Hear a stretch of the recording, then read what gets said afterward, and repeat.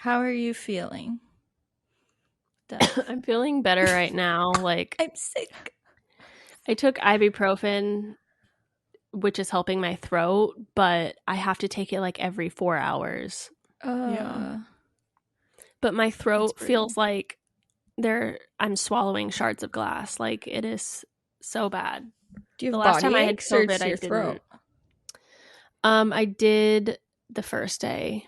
Now, I mean, I have a little bit of like fatigue, low energy. If I start doing something, then I'll get tired, but the biggest concern is my throat right now. Are you That taking sucks. any like hot water, honey, and lemon? No, I don't want to swallow anything.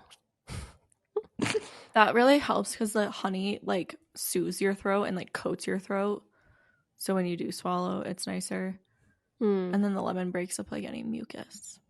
I don't think I And then have the any hot just lemon, feels but nice I on need to your- order groceries. Yeah. For some reason, when I swallow food, it feels better. But like anything Really? liquid, it hurts so bad. Yeah, That's I don't know interesting. why. Yeah. But it was your brother's birthday over the weekend? Does he have my birthday? Yeah. Oh, I feel didn't like I know knew that. But like maybe I forgot. That's why I know your birthday. His How girlfriend has is the same your birthday too. They both have the same birthday? And my best friend's little sister also has the same birthday. Wait, what the heck? I've like Wait. never Yeah. met anyone with my birthday, let alone like January birthdays. I don't feel like I know a lot of people. That's I really feel like funny. there's so many. I mean, Really? Emily Kaiser's birthday was the 22nd. True. And JC's was in the beginning of January. Wait, so can you share about your brother now or no? Yep, I can. Drum roll, please. Too bad we don't have the soundboard. A couple episodes back, I said that there's something exciting, but I can't share it yet. But my brother is having a baby. Well, his girlfriend's having a baby. So I'm going to be a first-time auntie. That's so exciting. Yeah, I'm very excited. How is she doing? Is she like showing yet or anything? Not really, but she's doing good. She's like over her first trimester, so good. That's so yeah, we took pictures on Friday for the announcement. Aw, did you do them? Mm-hmm. Oh, I want to see. Did you like wear a mask with her? Or do you I didn't wasn't realize you sick had on COVID Friday. yet? Yeah. Damn.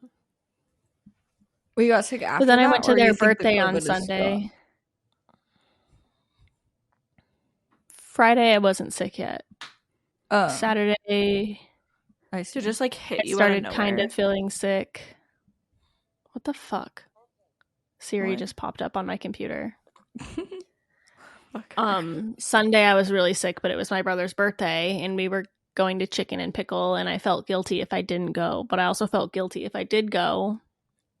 Yeah, so I went and I was just like, stay away from me, I'm sick. Yeah. And then I went home and took a COVID test and then I had it. Damn, that sucks. That shit looked so positive. Like I know. It says to wait 15 minutes for the 2 lines to appear, and they showed up in like 2 minutes. Oh no. Oh god. It's like, oh, I'm really COVID. That is not good. I feel like I've been like on the brink of getting sick for like weeks now, but like I haven't actually gotten sick, and I'm just like, okay, I think I'm just maybe I'm good. That's like when we got the stomach flu. I have never like just been so violently ill. Oh my god, like, you didn't I guess talk I about have, that but on the I haven't podcast. been like I haven't thrown up like that in like so fucking long. And I think I choose like a head cold over like stomach flu any day. Yeah. Wait, so you think throwing it wasn't up food is poisoning? the worst?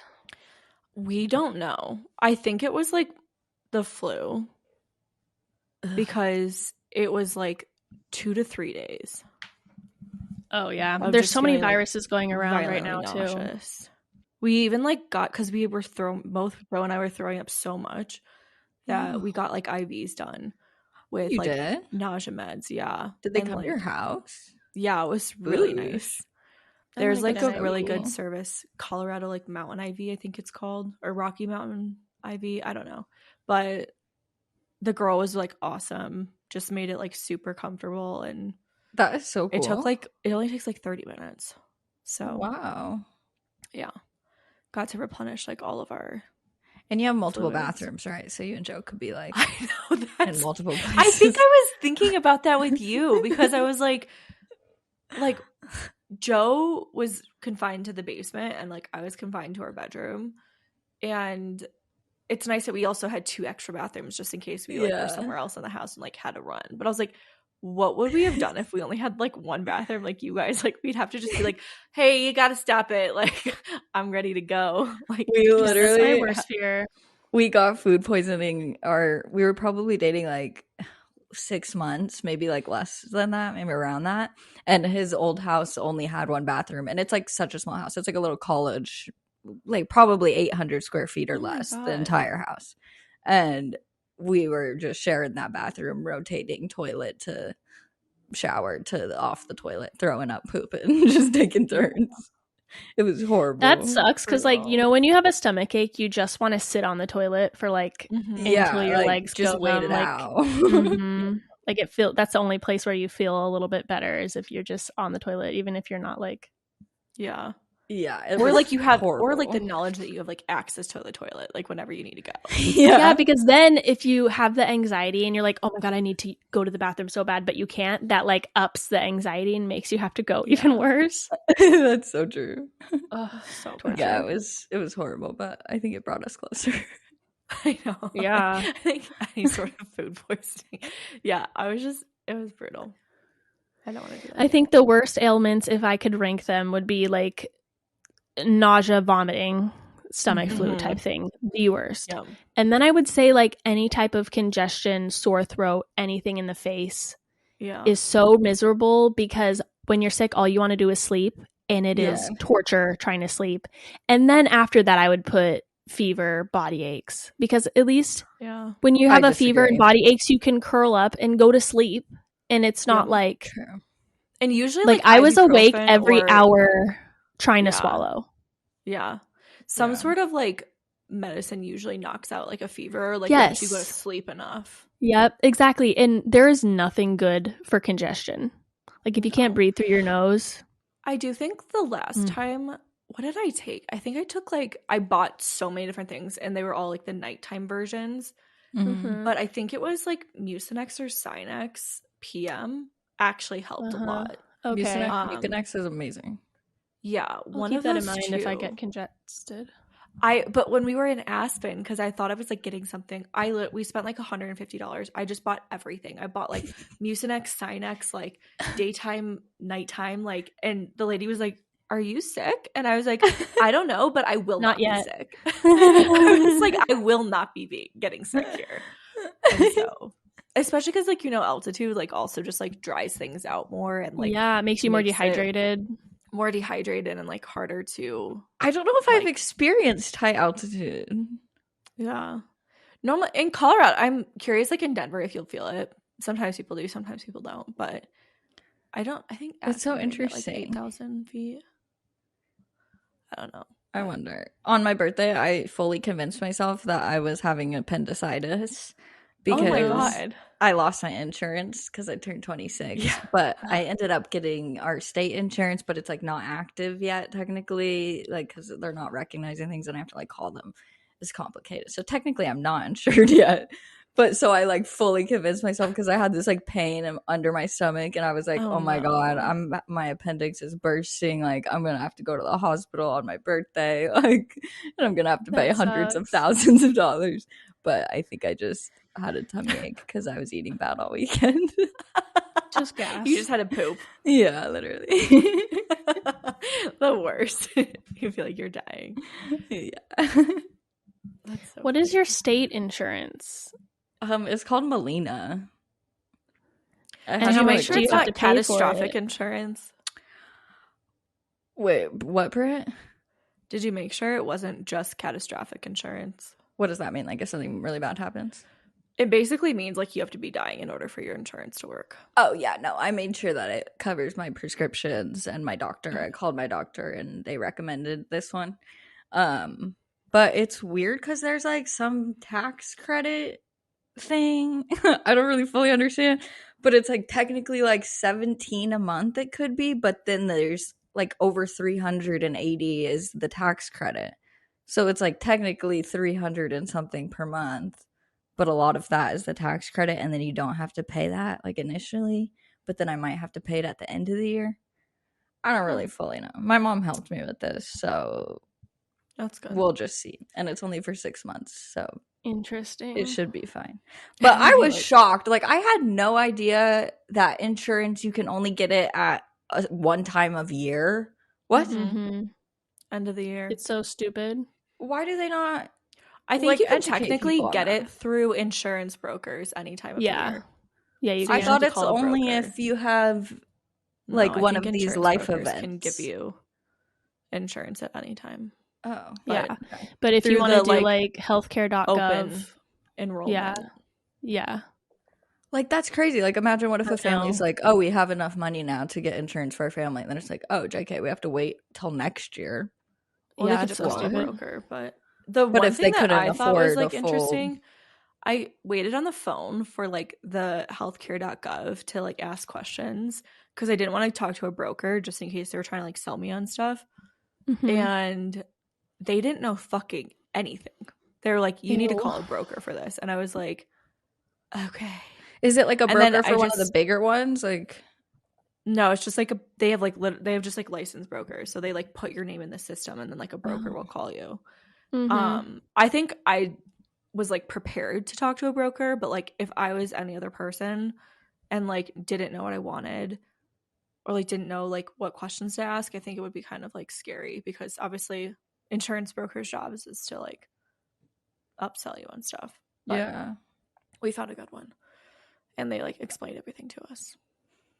Yeah, like so complicated, and it's like just another one of those things of like, why do we not learn that in school or anywhere else? And it's just so unfair to the majority. Most people just get health insurance from their job. That's why. Yeah, that's so true. But even like from a job perspective, like it's still confusing as hell. Like you don't understand like really what you're signing up for or like what you have access to. Yeah, I remember. Luckily, they had like reps and stuff. They like you know can answer your questions and they're not trying to sell you on more stuff. Yeah, but it's still like, what are you supposed to do? Because I think that on the like you could basically change how much you pay extra, like to supplement on employee like health insurance. Mm-hmm. What they should teach you in school is what all the insurance things mean. Yeah, like what is your deductible and what is your there's just so many little things listed out and I'm just like, I don't know what that means, but I mean I know deductible, but that's like there's so many even other that things. like you're like, okay, what does it mean when I pass this? Like what happens if I pay $1,700? Because then there's a deductible and then like max payment. Those were like two separate things. Yeah. And I asked my mom, I was like, wait, what?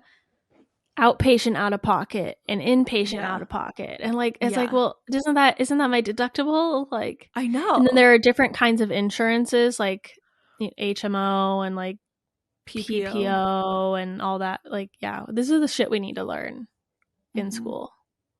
Like that is so confusing. That's so weird. Did you guys watch American Nightmare on Netflix? Yes. No. Wasn't it so good? I'm on a true crime kick right now, and it was so good. I want to like talk about it without giving it away in a sense. Do you think I'd watch it? Yeah, it's kind of hard. You love it, Pray. Yeah, you would like it. I would say Netflix is presenting it as the way they're promoting it is like, is it a Gone Girl type scenario? Real life Gone Girl. Yeah, like a real life Gone Girl. It's about like a couple and a possible kidnapping type thing. But then it goes like way more into it, and it's so good. Yeah, I saw that you're reading Golden Girl, Dev. The Golden Couple, you mean? The Golden Couple. Do you love it? Yeah, I like it now. It was kind of I mean, obviously, like the first few chapters is like, okay, what am I? But I'm starting to really like it now. I really like the therapist. True crime? No, it's like a thriller. Yeah, thriller. So good. I wanted to say, did you guys hear about Michaela and Matthew Stevens' TikTok drama? No. You Or did maybe. No. Is it he ordered a bunch of shit because she said she'd review? Okay, I think that's so stupid. What happened? Okay, You so can there's this explain it man. because maybe I don't know the whole story, but I don't know if I'll say it 100% properly, but basically the gist is there's this guy, he owns this tanning company called Illusion Bronze. He was on Trisha's podcast and stuff. He's like gaining momentum on TikTok. It's basically like a personalized self tan where like it's fully custom to your hair color, skin color, eye color, all of that. So it's really cool. I really want to try it. So anyways, he sent Michaela wanted her to review it and basically asked if she would post a TikTok reviewing it, and she said yes, that she would do it. She never did, and then he and he didn't pay her. No, he literally just asked like her. That's the thing is like companies are paying her hundreds of thousands of dollars to review their products. Hundreds of thousands starting there. So in her mind, she's probably like, okay, they're like, I do probably want to post a video on this, but it keeps getting put on the back burner because I'm not getting paid for this. Yeah, whatever. So then he like follows up with her a few months later maybe, and he's like, are you gonna post it? And she's like, yeah, I'm posting it tomorrow, actually. Like, I'm gonna keep posting it. She never does. Are there receipts? Yes, but I don't know if he shared that. I'm not sure if he shared the messages or just like talked about it. And then the fact that she even responded to him is going above and beyond already. Like, he's asking her to promote his product for free. Yeah, I think the only mistake she made basically is saying like, oh, I'm posting it tomorrow, like to keep telling him like I am posting it tomorrow. Like she should have been like, I'm like really busy right now. I will post it eventually. It might be several months from now. So then this guy orders $10,000 worth of product because he's like, she's going to post this video. I'm going to sell out. Like I need to get a lot of stock because she's going to make me sell out, and I need to be prepared for this launch when she posts this video.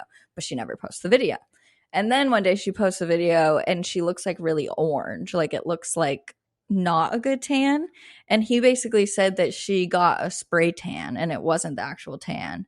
And that she was like, no, I didn't get a spray tan. I don't know why you're saying that. And he was like, it looks bad. Like that's not my tan. Did you only use it for a couple hours? And she was like, no, I slept in it. Said she used it way longer. He's saying she got a spray tan. And she's like, no, that didn't happen.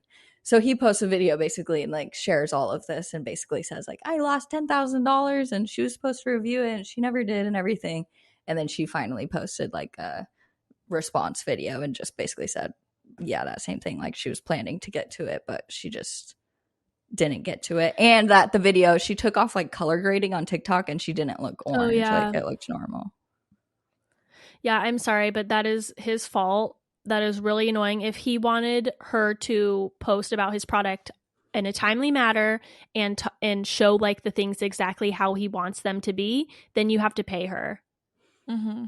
Because that's his fault. It sucks that she didn't communicate with him openly, but yeah, send it in PR and like cross your fingers that she reviews it. Because also, who says it would even be a good review? Like, I know. And he was like upset with how she reviewed it. And he assumed that she was going to give rave reviews and he was going to sell out his product. Yeah, it's kind of crazy. I think that's ridiculous. I feel like in the end it's still going to work out for him in a way. Like I feel like maybe people will still order from him now because of publicity. Yeah, publicity, yeah. Like I never heard about it before until this. Yeah. Have you guys been seeing the TikTok conversation about that girl, that creator McQueenie Darcy? Or whatever? Yes, in all the PR packages. Yeah. Huh? She had like PR for she had all of her PR that she's received in the last 2 months. Darcy McQueenie. She's like an Alabama college student. I don't know. Apparently she has like 2 million followers on TikTok, but she was doing an unboxing of PR 2 months worth, and it was being cut up into 4 parts because there are so many boxes. And there are 2 different discussions going on TikTok. First of all is the overconsumption of why are brands sending so much product to influencers who don't need it, don't care, like already have it. Yeah. are just I've seen giving a it lot of away this to like people. on LinkedIn too, like a different perspective on it too. It's always gotten me like the makeup when they send every shade of foundation. It's like, why? Yeah. Jenna Palak did a good video on it too, because she was saying that like a PR company will get her address and then just send her products every week without even asking if she wants any more. She was talking about how Mike's Hard Lemonade sent her a big, huge locker with her name on it. And she's like, what am I going to do with this locker? I can't even give it to Goodwill because my name is on it. Like, I literally just have to throw it away. It's so wasteful. The packaging is so wasteful. And she's like, I'm sure there's packages constantly being sent to my old house too, because I can't even get in contact with these people who are sending stuff to my address. And I bet if these makeup brands did like, instead if they took all that makeup that they were giving to all these influencers and donated it to a women's shelter and made like a campaign off of that, that would go way more. That's a great idea. That's what, Tarte's like trying to give back to more of their community. So like not necessarily like people in need. I'm sure they do something with that, but like, aren't they doing like a they're brand just giving trip it for to, like, but like they're just trying to give more consumers like the product. And Divi's also doing that too. They took like some of their like OG fans. That was so cool. Was it Cabo that they took them to? I think so. Or but like I think that's really cool. Like, yeah, make normal people feel special, because as a creator, it feels really special when you like post about a brand and they're like, hey, can we send you free stuff? Like it makes you feel like you're an influencer or whatever. Like, but honestly, doesn't doing that like for normal people would be like, when I get PR, the best part of it usually is like if there's a handwritten note or something. Like that is always what I like the most about something. And usually the bigger the brand, the less there's a note. Like I love when small businesses write like such a personal thing and actually know about me versus like maybe a bigger company who just sends a box of like more product, but it's not personalized whatsoever. Yeah. But the thing that I think is tough is brands are getting the publicity and the views and the interest by going over the top. So that's why it continues to like incentivize them to do something like that. Well, I saw a person who works in PR talk about this video too, and she's like, if I was a brand, I would never send her a product, because her opening a bunch of products all together at one time and then throwing it into a corner and saying she's going to give it away is not helpful or what they want at all. And she's like, we send PR in hopes that the creator is going to try it, like it, and incorporate it into their normal routines and then share it that way. Not just open a box and be like, oh cool, thank you, drunk elephant. Throw it and that's into impossible corner, like, when you're getting so much. Like you can't use every single product. I feel like there's a good happy medium of like unboxings. Like I think, Dev, when you do unboxings, you're not like doing like 30 boxes, you do like 4. And I think sometimes you even mix in like your own like purchases or like Amazon products that you like ordered. Yeah. So well, also like those are and still take the product and incorporate it into my routine. So it's like you get both. Yeah. I think that's good. It's tough. Yeah. That is. Just see Austin McBroom got divorced. Just a subject change if you have more to say about the PR. Austin McBroom? No. The Ace family? No. I gotta look into the camera. What? There's that family vlogger that like he was cheating on her for like so long. Like he literally, they like live in LA. They're like such influencers. They daily vlog, and like they had multiple clips come out where like they forgot to edit out parts of their vlog where they would be like, where he'd be like, don't say it like that, or like say that more cheerfully, or things like that. And he's just so gross. And she finally posted that they're getting a divorce, and she's like being free and on her own journey, and everyone's like so happy because he's just the worst ever. But now he's like posting all these Snapchat videos and he's like, I'm going to church, guys, like I'm locked in, I'm a better man, like all these things. So everyone's just like roasting him on TikTok. Interesting. It's very funny. Yeah, I don't know about them, but it's good for her. It is great for her. But yeah, you have to, there's like a lot of Ace family. You could probably spend hours researching them. I love when Maggie comes up with these people that we're like, they're like huge. You've like known your whole life, and we're like, like they probably have like 30 million followers on YouTube, or like across all their platforms.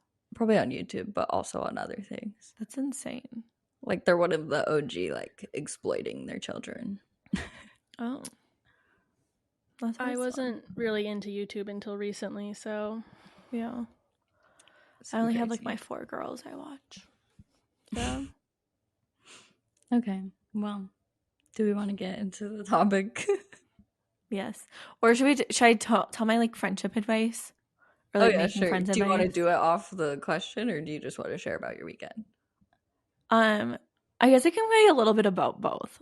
Like it's kind of related to the question, but it's also just like, okay, so I did one of my clients did a meetup this weekend, and it was so much fun. It was on Saturday. It was a really good turnout, and there was just like some really interesting things. I've just been trying to like observe more, like when I go out and like meet new people, or I'm like entering into new social settings and like trying to make friends and stuff. Like I'm trying to like document it more in my head so I can like relay back like what I'm doing and what I'm thinking and like how it's going. So maybe it can like help other people.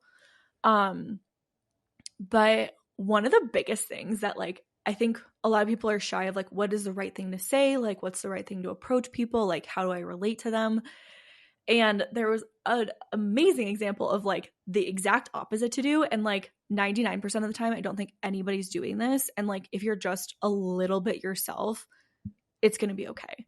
Because if you're like this person, then you're going to turn everybody off. And the biggest thing is not having an ego when you enter like into those situations. And this person had like such a big ego. And I think it was like also a huge insecurity because they were just trying to like one up somebody or like prove themselves. So like someone would be like, oh yeah, like babysitting is a really great way to make money.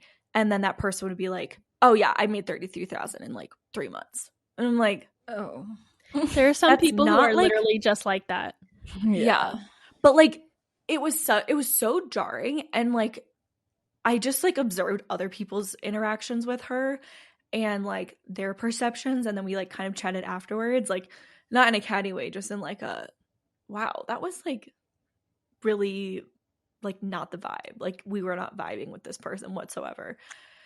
And it was like multiple people that they were doing this with. Does she have a lot of followers, or like where does that Oh, this is not my client, by the way. This is like just like a client. Random person that was like at the meetup. Yeah, like did that person have followers, or like where was this complex coming from? I have no idea. I think it was a huge insecurity thing, but like I think a big thing, and I don't think a lot of people are doing this, and my like encouragement is just like being yourself and being more natural, because I think like this person was trying so hard to put on this like front and put on this like I am the best, like I know it all, like I know everything. And I think in those situations, if someone's like providing advice or like asking questions or like trying to have a conversation with you, just being curious, like even if you already know the answer or like know the piece of advice, like being curious, like their perspective on it, like asking more questions. I think those are like just really easy things to try and be in and try and do, versus like the whole I know everything, like I am the best, like, and I'm gonna try and prove it to you type of mentality. I feel like those people can't help it. The people they probably that are can't. Like that. Yeah, I know a lot of people like that. Yeah, it's unaware, socially unaware. But I think like a smaller version, maybe not so obvious, is just like the people that are trying to like really prove themselves and like just like add something to a conversation even though it's like not needed. And I think like that's something where like if you're feeling insecure, like check yourself and just be like, okay, I'm feeling a little insecure right now, but like I can be more curious and ask more questions about somebody, versus like trying to like kind of one up myself or like make myself look better in a situation. I am so bad at asking questions. Like that's something I need to work on, but in social situations, I get so overly stimulated that I can't even like think of questions to ask. My mind just goes blank. Yeah. So do you find like you're thinking a lot about like what you're supposed to say next? Yeah, Or like, is oh your my God, mind what just... do I say? I have nothing to say. I don't know what to say. Yeah, it's just like that I would try and like internal just monologue. listen more. Like listen to what they're saying more.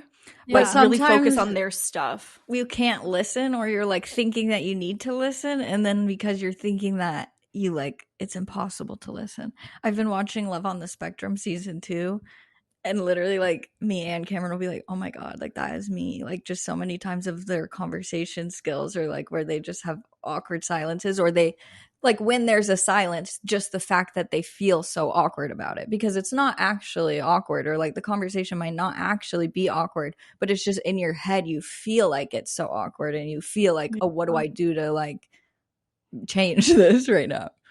Yeah. Yeah, The I hate other that. thing that I like observed and really loved was like your genuine personality will attract the right people. Like there was a few girls that like we just clicked really well because like we were very much ourselves, and it wasn't because I didn't like the other people there, or like there was other people I didn't like, but I was just attracted and like wanted to be friends with the person that was like very much themselves and just like open. And I think that's sometimes hard because you're like, okay, I want everyone to like me, but it's more about like, can you just be yourself, and like the right people will be attracted to you and you'll click with them. Yeah. Instead of trying to like maybe be friends with every single person that's like at the get together, meet up, whatever social situation you're in. Yeah. I also kind of think it's like in school, or like in college, especially when you walk into a new classroom and you're like trying to decide where to sit or something. And you can usually tell, like I would look around and be like, oh, that girl looks nice. Like maybe I would be friends with her. I'm going to sit there or whatever. It's kind of like that in adultness too. Like if you're at a meetup or you're doing something, it's like, oh, look around and be like, oh, maybe that girl like would be somebody that I would be friends with. Yeah. And that's the other thing too, of just like being open and warm and like smiling. Like there was a handful of girls that came up and they're like, we were so nervous. We were like just waiting in the corner, like waiting for, you know, the courage to come up. But like because everyone was like smiling and warm, it like made it easier and like made people like make it easier to approach. So I feel like you can be that person as well for like other people. Wait, can you talk more about the meetup? That is so cool. Like, was it like a line, or was it like just a group? No, we got, so like Red Bull sponsored it. Whoa. And they had like the Red Bull truck, like DJing like in the ski base, and then they like bought us 2 tables, and then like paid for like drinks and apps and everything. That is so cool. So it's just like a hangout, like, basically. This is proof to niche down. What? I feel like if I know who Brittany's talking about, she's very like a specific niche, and she gets to work with so many cool brands. Yeah. Yeah. I think she does a good job of like being like really specific, like to kind of the broader like outdoor adventure exercise type of niche. Yeah. And then can like pivot in each of those categories. Yeah. Because I think a lot of skiers, if skiers are like too focused on one thing, then they have trouble in the summer months and like the fall months. I never thought about that. That's very interesting. And then the last thing I want to say is like, if you are not like open to asking for numbers, I would definitely try and be like, hey, what's your social? Like, I would love to follow you. Yeah. And like connect with you. So I tried to do that with like a handful of people that I just liked and thought were cool. And then there's one girl that like we just really clicked on like a bunch of different things. We actually just clicked on like the Summer Fridays lip gloss. I like had it and she had it, and I was like, we are obsessed. And then she like, I was like, it's always sold out. And then we just kind of sparked the conversation from there, and then kind of dove into like skincare and just lifestyle things. And we were also wearing the same kit. So like there's a lot of just like little things, and it was just easy to have a conversation. And then I was like, give me your number. Let's do this. I love that. Yeah. It's so funny how like back in the day, giving your social media was like less than giving your number to somebody. Like it's more serious to give someone your number, but now it kind of feels like the opposite, because if you give someone your social media, it's like, oh, find out every fact about me. Yeah. Like, that's so fair. It's almost better to be like, here's my number, you can text me and learn about me organically. That's so funny. I didn't think about that. But then it's also easier to get to know someone and who they are. Like I feel like such good relationships are formed by being mutuals with someone on Instagram or TikTok. Because it's like, oh, I know you, you know me, even though we haven't really had conversations, but I know that we have a lot in common and we can go have conversations together now because of that. Yeah, but like a lot of my new friends here, if they don't really post on their social media as much or in the same way as me, then it's very much often like, oh, they just talk about what I'm posting, and like it's not, it's never in a mean way or like in a bad way, but they often bring up things that I post or whatnot, and it's just kind of like awkward. A little embarrassing and a little awkward. That's what I was gonna say. Yeah, you have to like do more stories and pay attention to like the people you follow's more stories. Like if they're not like influencers or like content creators and like posting a lot in feed, you have to like pay attention to their stories more, like put them on favorites or something so that you can like actually keep up with their stories and like reply to them and stuff. Stories are so great for like friendships blossoming and just replying to people's stories. Exactly. But if I get one drink in me, I'm like replying to every single story. Yeah. Like, I love you. So cute. Obsessed. I love stories. I do love stories too. I feel like I've seen a lot more people post, like they're better at like posting stories if they don't post in their feed. Yeah, that makes sense. Oh, okay. So I downloaded that thing, that many chats thing, which connects to your messages. So like you can set it up so that if someone messages you link, that it automatically sends them a link to whatever you want to link. And I've been noticing, because I have my notifications on, I can see every message that I get, even ones that are like not approved yet. And sometimes I'll see a message and I'll be like, oh, I want to respond to that. And I go in and I cannot find the fucking message. Like Instagram is not showing me all of my messages, and I'll go look through like my approved, like how, like it is so frustrating to me that I'm not seeing all of my messages from people. Wait, whoa. Can you reply within mini chat, or it takes you back to Instagram? Okay. Yeah, I can. So, I mean. So did you pay for that? I've been trying to decide if I wanted to. No, because I was having issues with it. I don't know if I want to be that type of person, but I like having it so that I can see what everybody, like reply to everyone, and I can send them links through there still, you know, like, but not have like the automated. Yeah. 1 second later, here's my link. I don't know. Yeah, I see the pros and cons.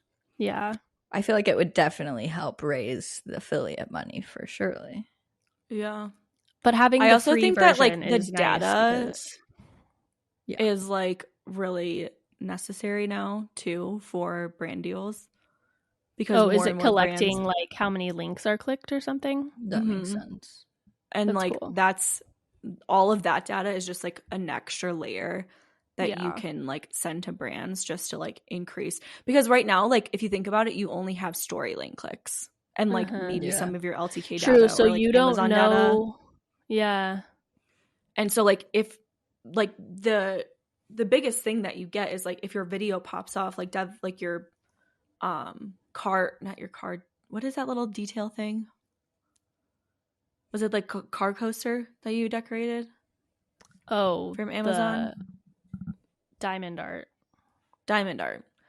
Like you sold that out. So like that was from a video versus like how many people saw that in your stories and clicked on that. So like you get just more information from your videos and like the performance of your videos, which like obviously those are getting so many more views and like, more comments. Yeah.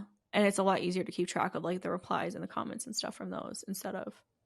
Yeah. I'm still trying to figure it out, but like it embarrassed me because first of all, when I told people message me link and I will send you the link, people were messaging me link and it was not sending the link even though I had it set up to do it. I've heard it's glitchy. And then the next day, people were asking me for a link for a YouTube video, and then it started working again, and it was sending them the link to my LTK. And I was like, fuck, this is embarrassing. Like, you know, it's hard to, like, figure it out. I was like, no, Devin, we'll figure it out. Don't worry. That's funny. Yeah, I've heard it's a little glitchy of, like, where it will send the wrong link or not reply to people or... But then I've also seen that it's, like, awesome because then people like go and scroll LTK and like buy shit from you, like even if they're like not necessarily. Yeah, that is cool. So. Yeah, I feel like overall it would be a helpful thing. Yeah. I had one of my other creators just started using it, and like it's crazy. It's like popping off for her in terms of like how many things she's getting. And she's just sending like her Amazon storefront and LTK. Does Instagram own it, or who owns it? I don't know, ManyChat. It's a partner with Instagram, so you can like get your back end stuff. Yeah. But also, I don't want to be that creator that is selling things all the time. Like, I don't know. It's hard to find that balance of like. I think it's more out of convenience. If I don't have to fucking go find the link that you're trying to tell me to find, and you just DM it to me, like, thank you. I hate scrolling down like people's Amazon storefronts. There's such a like thin line between selling things or just like helping people out and convenience. Like if we're just friends and stuff, like literally just the three of us, I appreciate when you guys send a link with it. I'm not like, oh, you're selling something. I'm like, oh, like you're just helping me out. Yeah. But it can be hard when there's like so much overconsumption. Yeah. I definitely think it's a tough like line because there are people that like just want to find the stuff that you share. Like you're like super fans kind of, or like they're just like really keen on like everything that you do. And like it's just nice for them to be able to have access to you in that way without you ever actually having to do as much work for it. Because if you were trying to like send a link to every single person who wanted a link, like you would never be off of your phone. Yeah. Not anyways. Or even sometimes like those cute little bear socks I got from Amazon. That was a random person that video just popped up and I commented link and she sent me the link. So there's also like it might just go to random people. It's nice, like as someone who doesn't like to be an inconvenience to people, it is nice to be able to just ask for a link and they're not actually having to do anything. But you're still getting the link. Like you're not inconveniencing the creator. Yeah. Because it's just automatically being sent to you and then you get the link, which is I think a lot of people think that you are sending it to them. Yeah. Genuinely. Well, I wouldn't because I know. Yeah. I know the trick. The secrets. Yeah. That would be very hard. Just the whole day, like sending the link. But also you can put a setting in ManyChats to like reply after a certain amount of seconds or minutes or something so that it doesn't seem like it's automated because it won't send it to them in like 60 seconds or whatever you set it to, which is kind of nice. Yeah. I think that might be a paid feature. I saw one girl though that's been doing this where like never mind, I'm not going to say this. Just I don't know if she listens to our podcast. I'm just going to cut it out. There's one girl that I follow that I just commented on her post. I was like, oh, I love this or something like that. And right away she sent me a link to it. And I was like, I didn't see want that. That's like yeah that's a little but that's where what I've seen for like ManyChat is you have to kind of put like an obscure word or like a shortened word so that it's not like picking up on something else. That makes sense. But have we? But also, that's probably a good sales strategy.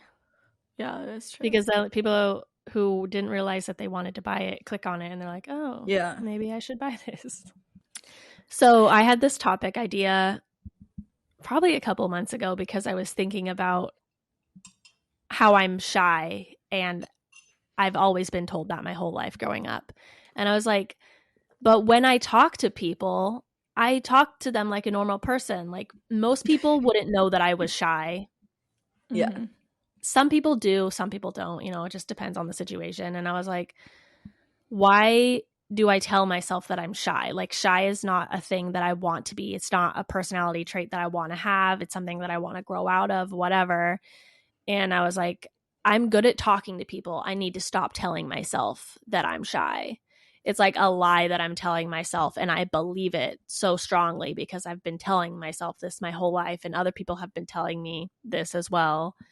And so my New Year's resolution, I kind of decided to stop telling this lie to myself and start telling myself a different lie, which is like, I'm great at having conversations with people. I'm good at socializing. I'm good at talking.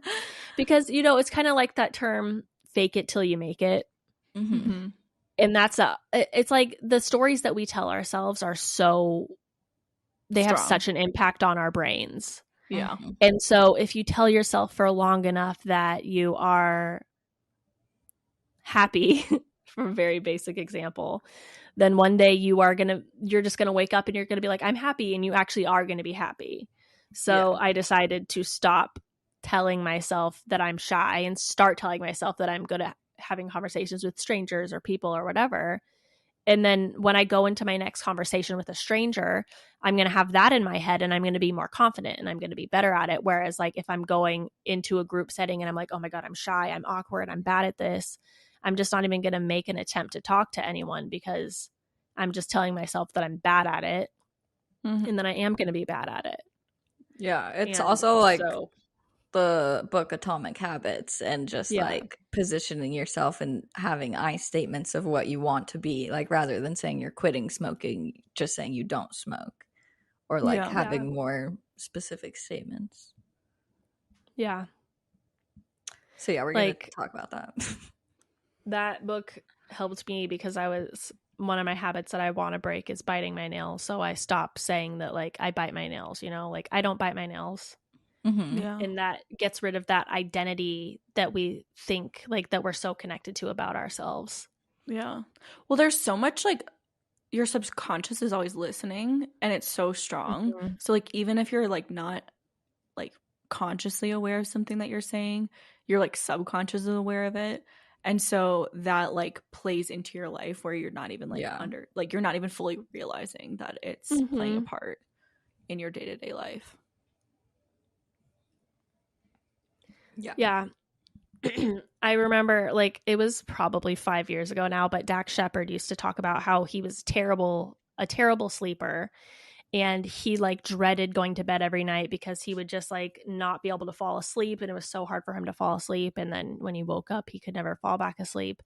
And so one of the stories he was telling himself was that he was a terrible sleeper. And then the new year came and he's like, this year I'm going to stop saying that I'm a terrible sleeper. And like a couple months later, it literally resolved all of his sleeping issues. Like now he sleeps with no problem. Because also with sleep, there's so much anxiety that goes into it. If you're anxious and you're like, oh my God, I'm not gonna be able to fall asleep tonight. What do I need to like, it makes it way harder to fall asleep if you're like anxious about falling asleep. Yeah. And so that, because these are all like thought patterns and just like establishing negative ones or positive ones. It's even like about your body image or things like that. If you're constantly repeating to yourself that you don't like your body or things, then you're gonna feel that way. So we're gonna talk about each like stories that we've each told of ourselves and like maybe where that came from and how we want to change that. Maggie, what's one story you told yourself, or you have told yourself, or currently telling yourself? I wrote several. I feel like a big one has to do with like working out and just like athleticism in general. Because I've just always been bad at everything. Like even right now, I just said I've always been bad at everything. But I have. Like I couldn't ride a bike. I hated learning how to swim. I didn't want to do that. I didn't make the volleyball team in 5th grade. I was like always on the bench in softball in middle school. Like all of these things that led me to believe that I am not good athletically and like that I could not be a little gym rat and like do these things that I want to do. Like in my head, I'm like, I can't be that girl that's like going to workout classes every day and like has these cute outfits and like feels so motivated about this because that's just like not me. And that's just something that I really want to change because I know that that's not true. Yeah. Kind of. Well, you kind of like just gave so many examples for like why you're not like so those are like all the things that are like running around in your head. So I feel like it totally makes sense why you're like, I'm not gonna ever be a gym rat or like like I just girly. There's no positive proof almost of it going good. Like the first time I really went to the gym, like I've always cried like every single time when people are trying to tell me stuff. But last year I had like a good several months of like actually working out and feeling stronger. So I feel like that's like the one little glimpse in my mind where like I do have hope and know that I can do it and know how much better I felt at that time.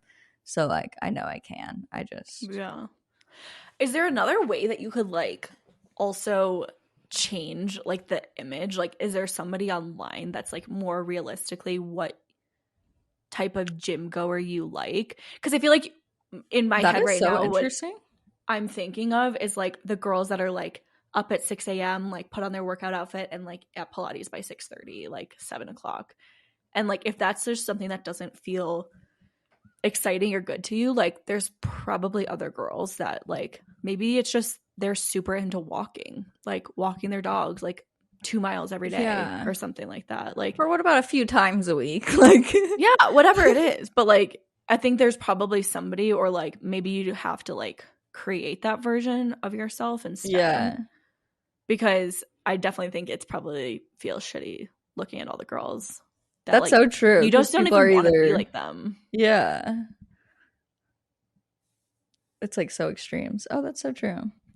Maybe I will look into some girlies like that. Yeah. Yeah. Sometimes when I'm like afraid to do something that's out of my comfort zone, I will imagine like, well, if I was this person, what would I do? Like put myself in someone else's shoes that's confident or good at it. And then I'll pretend that I'm them and I'll do it. Yeah. Yeah. Because it's always just new things. Like you going to take a yoga class, like that was so freaking cool that you did that. And I'm like, I went with taking my mom. Oh, you did? Mm-hmm. Okay, that makes me feel a little better. but like a yoga class is less scary to me because I've done several yoga classes. So like going to a beginner yoga class to me is like a lot less scary in my mind than going to a Pilates class. So I'm like, maybe I just need to start with something like that, even because it's still scary, but it's just like less scary. Did you see the video of Jake Shane in Pilates? Because that makes me so scared to do Pilates. With Glenn Powell? That was me. Yeah, I would be so embarrassed if I was shaking. He was shaking so badly.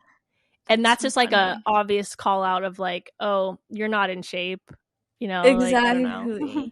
And like I have friends here that invite me to Pilates. Like I could go with them and they tell me that there's beginner classes and stuff. But in my mind, I always think too, like, oh, you're more in shape than me, or like, oh, you'll do better than me. And I don't want to be the worst one there. Like I always want to be, I want someone to be less athletic than me and more of a beginner than me.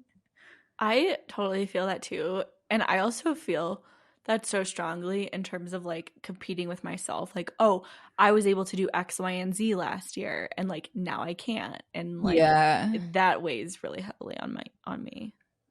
We should schedule a Pilates class for Colorado, maybe. I was gonna ask if you guys would want to do one with Melanie because she wanted to get together, and I thought maybe she could take us to a cool yoga or Pilates class. Okay, yeah, I'm down, but like that is also scary because she's so good. But if we could like, be, like can go find us a beginner. Okay, and can we do Pilates, not yoga? Yeah, let's do it. It's just a lot less scary to me. Yoga is like scarier. Really? Yeah, I don't think so at all. I just like I need to like. This is another story I could rewrite, but. I just don't like being in my head that long. Being in your head that long? Yeah. I feel like there's so much like reflective time with yoga. I don't reflect. I think about everything else around. Yeah, I don't. Interesting. I just think about like I'm very in my head. Huh. Yeah. Yeah, I think about like, oh, I'm looking around the room like, oh, there's this happening and there's this happening, and is this person thinking this of me? Oh my god, I need to do laundry, and oh my god, what did I say 2 weeks ago? That was so dumb. And oh, I need to do this brand collaboration. Oh yeah, I'm in yoga. Think about my breathing. Literally. So I need to get groceries. I was really inspired. This is so lame, but like in the last book of Akatar, they're like training and getting stronger, and I was like, oh, like this is like kind of inspiring. Like reading their process. Dude, no, I feel like that. She fell so many times before she could fly. So Yeah, and like just getting stronger, and like there's like these stairs that she's like climbing every day, and she's like starts off at like 50, and then she does the full 10,000. I was like, fuck yeah, I'm I can do that. someone where I watch a movie or read a book and then suddenly I want to do that thing so bad. Like I'm like, Yes. okay, now I'm being a professional dancer. Like now I am a chef or whatever the thing is about. I get so inspired by cooking, like videos on TikTok. I love seeing like the recipes that people do. I'm like, fuck yeah, like let's do this. We should totally find a recipe to try and like create beyond like spaghetti. Even though that was really good. Beyond spaghetti. It's a really good one, but I think we can level it up a little bit. Yeah, maybe. Like something from Meredith. We got to get that freaking cheddar cheese though, because I've been searching the grocery store every single time, and it's I can't find it either. I have to go see on my Instacart. I found it one time. I think it was at Sprouts that I found it. They had the white cheddar version the other day, and I almost got it, but I didn't want that. It's not as good. I think I got that last time. It wasn't that great. I definitely need to order that after this. It's so good. Okay, who wants to go next? One story that like I repeatedly told myself until starting social media was that like I'm not artistic or creative at all. Like for my entire life, I thought that like I needed to stick to like maths and sciences, and like I could never even take fun classes. Like you have to take art class, and I was like, oh, I like have to do this. Like even though I really actually enjoyed a lot of my art classes, because especially like in this story kind of like developed more in middle school and high school, but you had to take art classes in middle school and you had to take some like art electives in high school. And then it gets more serious, like where you have to like do well. But I would only take the bare minimum requirements because I was like, I'm not creative, I'm not artistic, like I'm not good at this, and it's hard. I would like just tell myself those things repeatedly. And then, but it's like anything else. Like as soon as I started with social media, like I just found a whole different side of my creativity that I absolutely loved. Like in terms of creating videos or taking photos or editing photos. Like I started learning how to edit photos. I remember like someone was telling me, okay, like try Lightroom for editing your photos. And I just like had so much fun playing around, and like there's just always new things to learn. But for I don't know how many years that was, I was like, I am not artistic, I am not creative, like that is not me at all. Yeah, especially with creativity, it like fits in a box sometimes where you feel like, oh, I'm not good at drawing or something, so then you're not artistic or creative when there's like so many other ways that you can be creative. That's so true, and that's like what I didn't even think about until social media was like, I'm not good at drawing. I'm not like these are not even the good things. But like I even still have trouble with like the photography aspect of it, but like I think every single time I try, I'm like I challenge myself to do something different, and like it just takes repetition and practice. Like anything else. Like I'm good at all these other things because I do them repetitively and I make time for them. So I just have to keep doing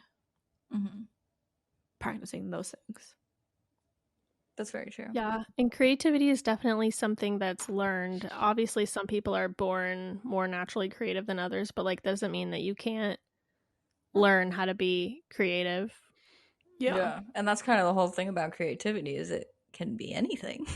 Yeah, for sure. There's not really even a good or a bad, because it's just being creative. Yeah. And I think it's just also like making time for it too. Because before I was like, oh, there's no purpose, and like, why would I make time for this? Like, that's stupid. I'm never going to be good at it. So now I do make time for it more. Was it relaxing for you, like things like math and science? Like, is that relaxing for your brain, doing math problems? No, it was still hard. No. Oh. I was just wondering. Like, but some of them, science was definitely like easier. Yeah. But I like science. I just thought that like in order to be successful, I had to do those things. Yeah, it had to be hard. Yeah. And I couldn't like take the easy, like arts were easy. Like doing all that stuff was easy. When like it just aligns with more people or different people, not more people. Yeah, and trying so many new things, because there really are so many things like knitting, crocheting, painting, graphic design, cooking. Like there's so many things that you might be bad at some things, but it doesn't mean that you're overall not creative. Yeah. I'm bad at a lot of creative things, but I've never once doubted that I'm a creative person. That's very interesting. But I'm bad at most art things. Like, I'm not a good artist whatsoever. That's so true. Or like that's true that you're not bad at art. That's so true. You're a horrible artist.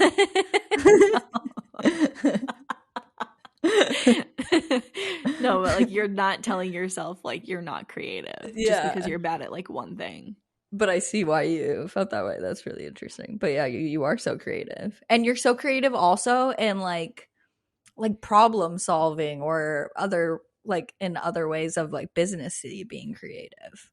Yeah. Where a lot of people don't have that creative way or other paths to go. It's just very like narrow-minded, but you can see like multiple paths and different ways to do things that a lot of people wouldn't think of. Yeah. That's true.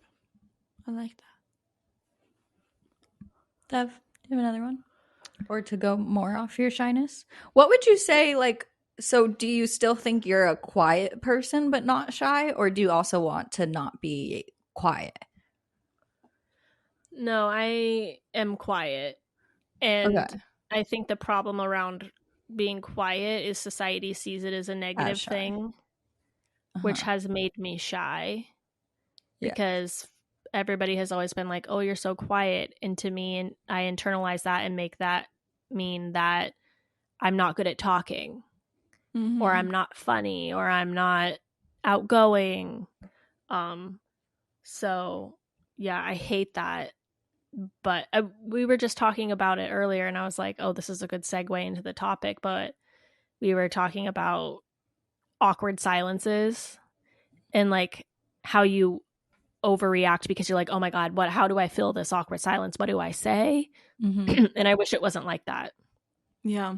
I wish we didn't feel nervous around silence.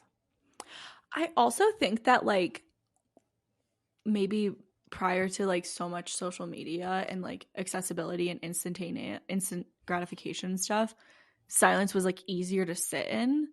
Because like now we don't even let ourselves like be in silence. We're like always jumping on our phones if like there's nothing to talk about, or if you're like waiting for something, you're not just like sitting in silence. So like it's way more uncomfortable than I think it was previously. True. Yeah. Because we have no sort of like familiarity with it. And that also probably like leads not just to like our own discomfort, like standing in line waiting for coffee or something, but like in conversations too. Like people are not as accustomed to just letting silence be. Yeah, I really think COVID made it so much worse though too. Like I do not feel as good social. Like I never felt socially awkward really before COVID. Like and with strangers or anything. Like I would be very much social, bouncing around a room, talking to everybody. I'm like not like that now. Yeah, but I don't know why. Like it is like the lack of practice or like just not doing it every day when we used to be doing it every day. Yeah. And but working from home, like it's so many layers on top of it though.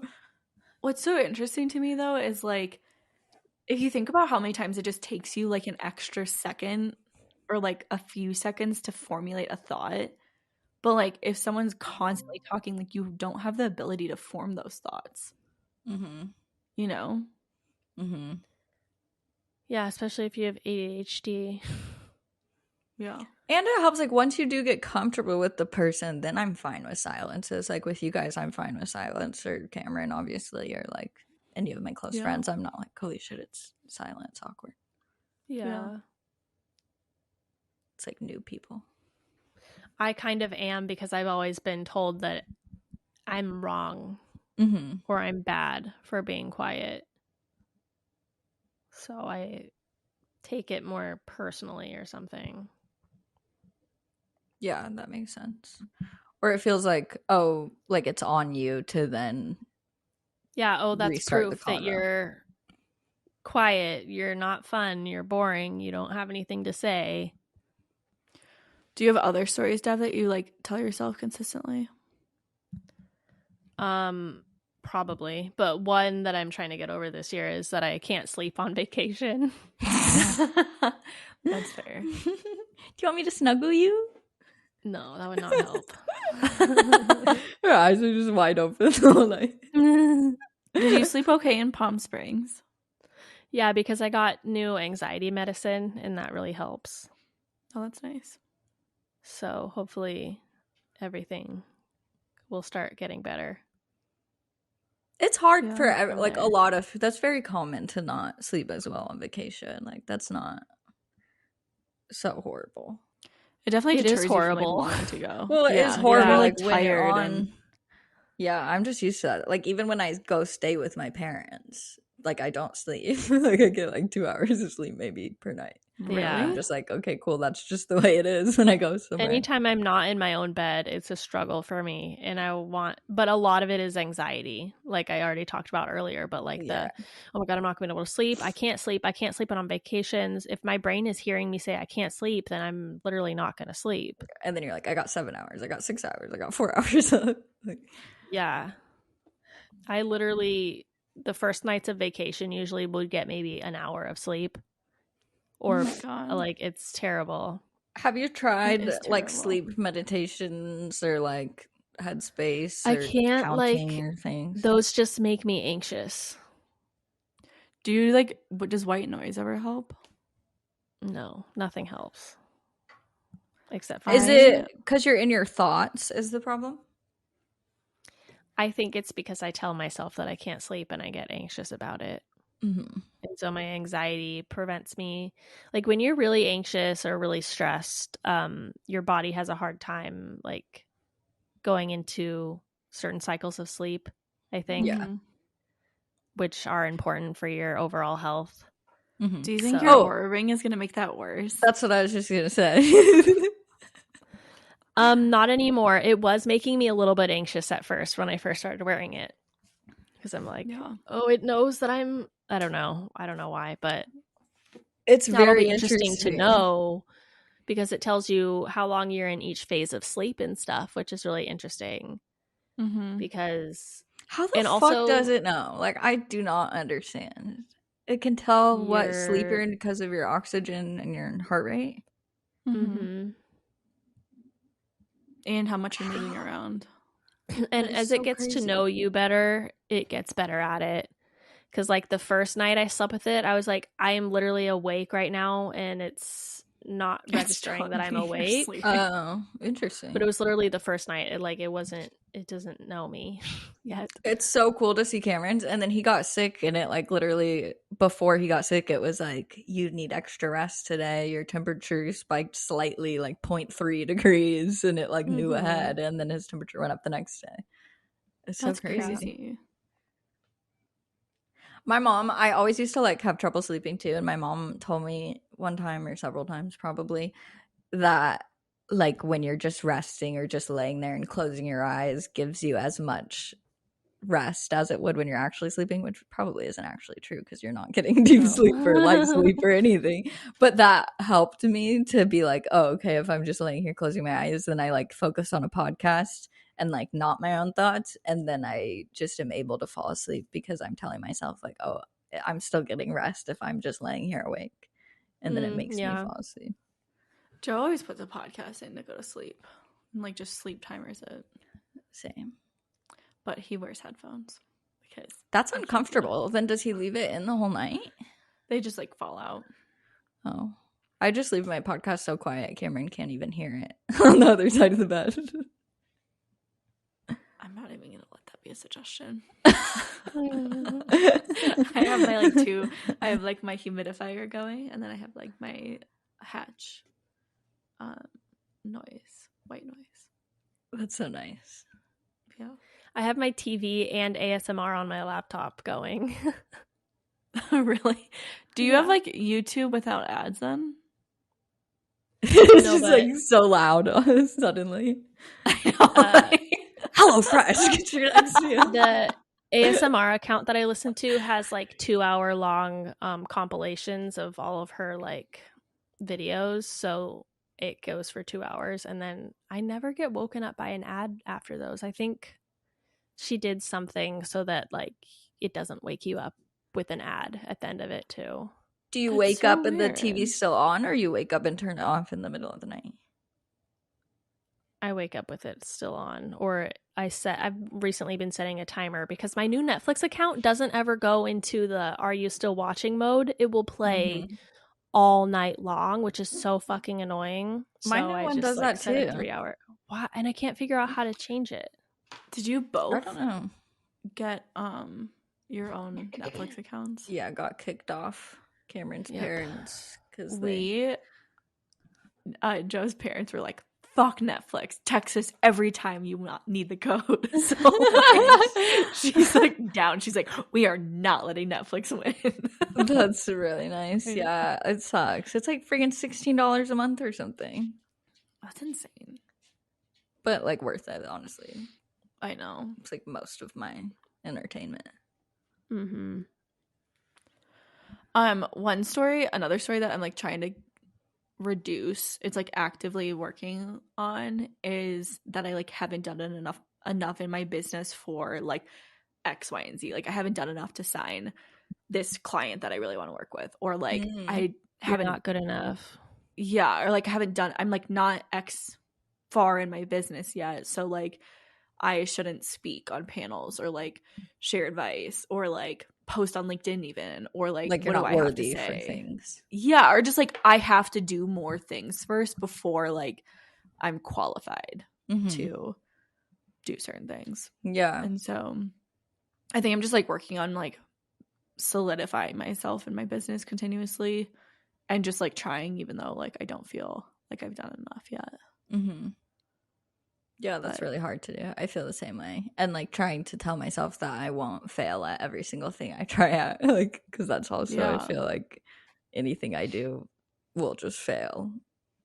Yeah.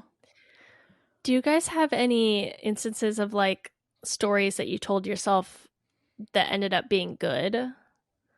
Like, because sometimes it can be like it's the fake it till you make it thing. Like, I always tell myself that I'm gonna be like that I'm gonna blow up on TikTok. I mean, yeah, I guess like my overall delusion. Yeah, I think I'm like I say that I'm a positive person, and I've like that's a story I've told myself since I was like very young, and I think it's like really hardwired in my brain. Like it's hard for me to like see a lot of negative things. Like obviously there are things that are negative, but I'm able to see a lot of the positive situations. I would say you're a very positive person. Yeah. Annoyingly so sometimes. I know. Because I'm a negative person. Yeah. But I think that's a good one.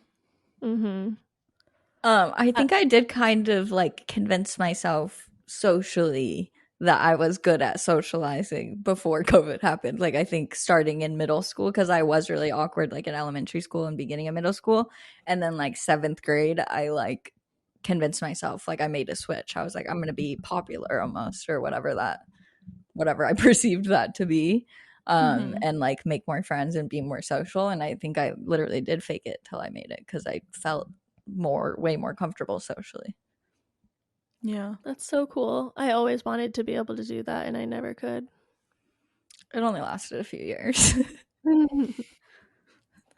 Also, you went to school with all the same people. Yeah, that's also why, because it's like, okay, there's like 70 of us. That's so true. But even in college, like I was also thinking, like, especially with boys, I was able to socialize a lot better. And like now I feel like when meeting new boys, I'm like awkward. I don't know why. Well, you're out of practice. Like I feel like they're more like standoffish or something if it's like, oh, she's engaged, or like, oh, that's Cameron's fiance. Like I'm not going to be friends with her. You probably definitely give a different vibe off versus like when you were like not. Like, since you've always been in relationships, you probably don't have, like, a single girl era to compare it to. But, like, maybe, like, you have a different energy about being, like, engaged and, like, you're going to get married versus. Yeah, maybe. You have a boyfriend. I definitely think I had different energies, like, in college. Like, when I was single, like, I could see, like, the drastic difference. And even if I was, like, just, like, letting my guard down and being, like, more flirty and fun if I was in a relationship, like not trying to do anything, but like I could definitely see guys getting the wrong idea and I'm like, oh sorry, actually no. Like, yeah. Oh, definitely no, people would always perceive me as being flirty and I'm like, oh, I was just being nice. Yeah. But that's the nice thing about being like a very dry, sarcastic person is nobody ever perceived me as that. Except they might, because then sometimes you're like a little sarcastic, where then they're like, ooh, is she like, is this spicy, Dev? is she flirting? I don't think anyone has, honestly. I could give an example. What do you mean? Aaron. He's like, she likes me. Oh, you never told me that. Yes, I did. No, you didn't. Yes, how he was like fully She obsessed. likes me. You never She's told gonna me be in this. love with me. Yes, I did. What if this Remember, whole thing because he was changed her like confidence? He went to the Open with Cameron, the golf Open, and he was texting me and he was like, yo, where's Willow? Where's Willow? And I was like, no, it's Devin. Devin has Willow. Was that You don't recall after? that? But that was No, it was before St. that. Patrick's It was Day. the month before that. Yeah, because he knew that you would then be there a month later. But I had never talked to him before that. Exactly. So why? Just So he didn't think I was flirting with him. Aaron's just after St. Patrick's Day. But yeah, he's just a Lulu. I'm kind of confused, but okay. Good to know. You can just cut all that out.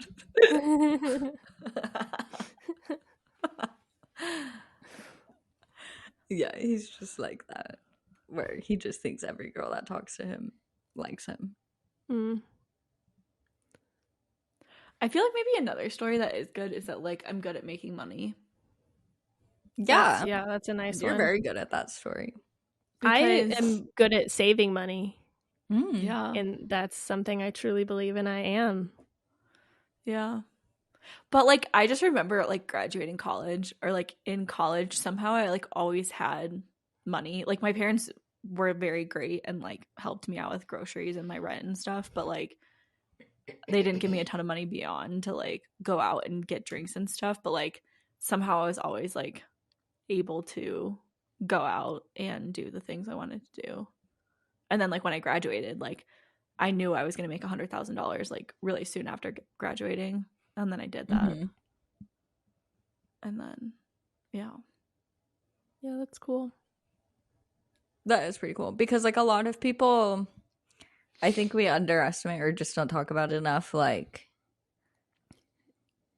just the general of when you do get a job or whatever out of college or in any situation, and then it's like most people just feel stuck in that salary or whatever. It's like, okay, this is my job, this is my salary forever, when like we talk a lot about of like potential of what we can make and like how there kind of is no ceiling there and we can work as hard as we want to get to wherever. And like a lot of people don't even have that opportunity, I guess. So it is like an interesting mindset that you had that immediately, even when just going to a first job. Yeah, it's cool. Maybe I was like, I need to be able to afford my lifestyle too. Yeah. Like, yeah, I'm gonna do it. All the money mindset books that I've read all say like you just have to believe that you're good at making money. So like that's like the first step. I fully get that, but I don't understand that. Like, say there's a teacher. How is this teacher supposed to just believe that she's going to make more money without having a side hustle? Like, that's what I don't understand. How can you just believe that money will come to you? Well, I think the people reading those books are like entrepreneurs and stuff. Yeah. I also think it's a matter of like over that. But if I was like in a teacher's position, I feel like I would try and find like the most like lucrative school district possible, or like you know, try and do like little things to work at a private school. Yeah. Do an aftercare, like, coach in the soccer team. Extras, but it's like doing little things to like increase. But I do think that there's still, I also think like when you're in some of those jobs too, it's really hard to like see the potential because you're like so exhausted at the end of every day. Mhm. Like teachers are fucking saints. Like the fact Also, that they do as much as they do, like it's insane. Teachers don't go into teaching to make money. Mhm. Like not everybody is motivated and driven by making money. Some people, most people find happiness other ways. So Yeah. Don't Any recall. other stories, thoughts? I was just gonna say the whole trick from Brene Brown of when you're telling yourself a story, if it's in a situation of a relationship or friendship or work relationship or any communication situation where you're telling yourself some type of story, like say, let me think of an example where I could use. Say Cameron is like, he comes home and he's like, I'm going to play video games tonight. And he doesn't talk to me for the whole night. And then I suddenly tell myself that he's mad at me and that I was bad that day or did something that upset him and he doesn't want to hang out with me and he doesn't like me anymore and he's never going to talk to me again. And you can just like send yourself down a whole pathway instead of just being like in that moment being like, wait, what, are you mad at me right now? I'm like kind of thinking that you might be mad at me or you don't want to hang out with me for whatever reason. And then he could quickly be like, oh my God, no, I'm not mad at you whatsoever. I literally just want to talk to my friends right now. We can do this right after. That's like a silly example, but like, no, it makes just a lot of bringing sense. up the way that you feel in the story that you're telling yourself, because like our brains just make up such, like I would just always go to like, okay, he's breaking up with me, when that would literally never be. I like that a lot. That's a really good reminder. Finley unplugged my fucking computer. No. My whole computer. We were wondering what fuck? happened. Finley. Look at him, he's He like looks so proud. I was like, get up. And then I had to start my other recording again. So sorry. Was there anything else? No, I don't think so. Okie dokie. I want everybody to write down the lie that they're telling themselves that's holding them back, and then write down a new lie that will... A new story, not a lie. Right, a new story that will help them be the opposite to improve their lives. I love and that. Share it in the Facebook group if you like. Yeah. And we'll make the Spotify question, what is your new story you're telling yourself? Yeah. Love it. Okay, so make sure you go join our Facebook community. You can find it on our Instagram account and then follow our Instagram account while you're there. Make sure you're following our TikTok, subscribe to our YouTube channel, and you can listen to our episodes wherever you get your podcasts every Tuesday. And we'll see you next week. Love you. Bye. Love you. Bye.